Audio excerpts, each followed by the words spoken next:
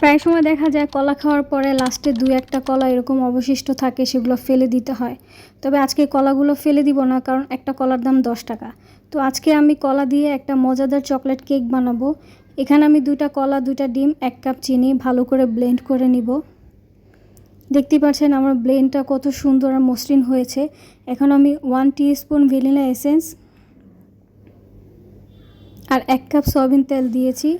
এরপর মিশ্রণটি আমি ভালো করে মিক্সড করে নিব।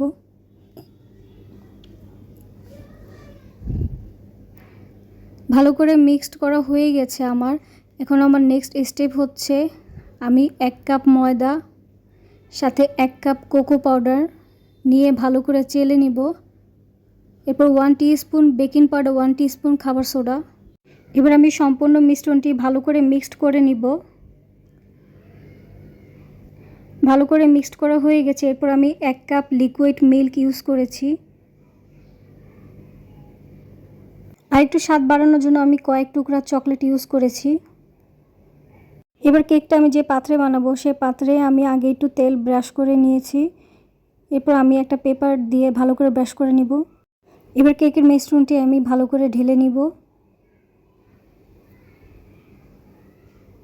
আর একটু স্বাদ বাড়ানোর জন্য আমি কয়েক টুকরা চকলেট ইউজ করেছি।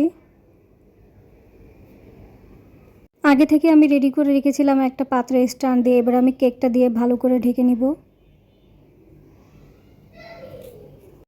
40 থেকে 50 মিনিট পর আমি কেকটা নামিয়ে নিব।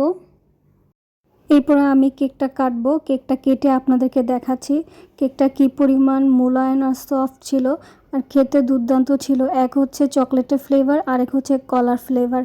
দুইটা দুই রকম ফ্লেভার, দুই ফ্লেভারে আসতেছিল। আপনারা অবশ্যই সবাই বাড়িতে বসে ট্রাই করবেন। ধন্যবাদ।